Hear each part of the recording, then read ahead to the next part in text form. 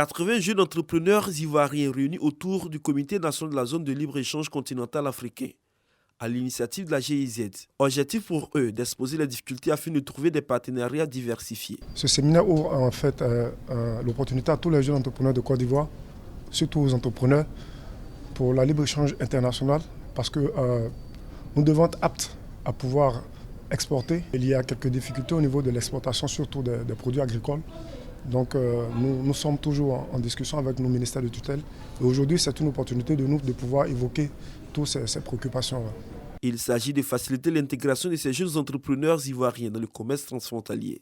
Plus de 65% de la population africaine est constituée de jeunes. En prenant davantage en considération les besoins de ces jeunes dans toutes les négociations qui seront faites au niveau de l'Union africaine, on pourra mieux formaliser leur activité et leur faire davantage bénéficier des opportunités offertes dans le cadre de la ZLEFCAF. Il est important pour nous en tant que comité national de la zone de libre-échange continentale africaine de préparer nos jeunes entrepreneurs à saisir les opportunités de la ZLECAF. C'est dans ce cadre-là que cette consultation nationale a été initiée afin de recueillir les besoins et recommandations de nos jeunes entrepreneurs dans le contexte du commerce intra-africain.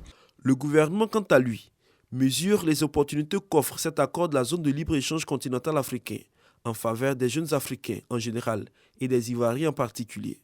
Des projets d'envergure ont vu le jour afin de soutenir l'entrepreneuriat en Côte d'Ivoire, des programmes d'appui aux entrepreneurs ivoiriens par le biais d'organes tels que l'Agence Côte d'Ivoire PME ont été mis en place.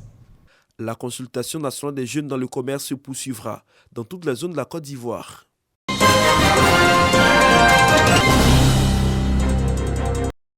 Quatre pays, dont la Côte d'Ivoire, le Bénin, le Burkina Faso et le Sénégal, pour expérimenter la phase pilote du projet Talent Africain International.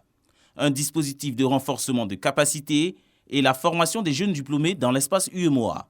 La mise en œuvre de ce dispositif est traduite à travers cette signature de convention entre le réseau des organisations de promotion du commerce et le ministère de la Promotion de la Jeunesse et du Service civique. Nous avons lancé le projet dit TAI, Talent Africain International, qui consiste à ce qu'une entreprise de Côte d'Ivoire puisse prendre des jeunes, pendant 24 mois les détacher dans une filiale ou dans une organisation à l'extérieur, se former et revenir après 18-24 mois, soit réintégrer la société, soit être en CDD ou CDD, ou au contraire créer sa propre société de commerce international.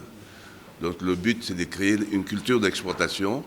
Nous sommes dans une Afrique avec une population jeune qui a besoin d'aide, qui a besoin de plateformes pour pouvoir embrasser des opportunités.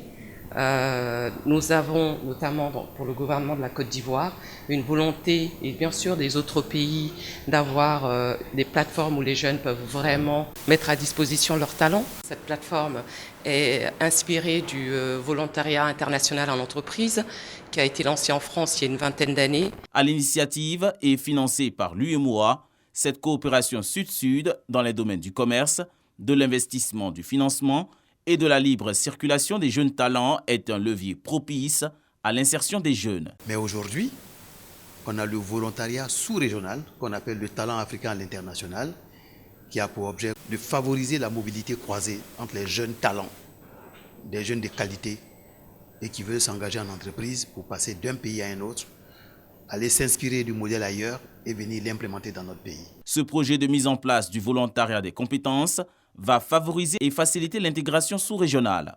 Sont aptes les personnes dont l'âge est compris entre 21 et 35 ans. La sélection des potentiels bénéficiaires à travers le site www.monvolontariat.com.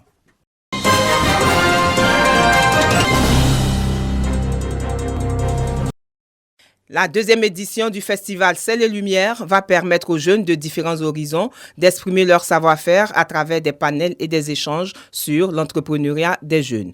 Les jeunes seront conseillés et orientés sur la gestion de la carrière professionnelle et les projets entrepreneuriaux. L'objectif principal de cette deuxième édition, c'est de promouvoir au sein de la jeunesse des valeurs saines, des valeurs morales.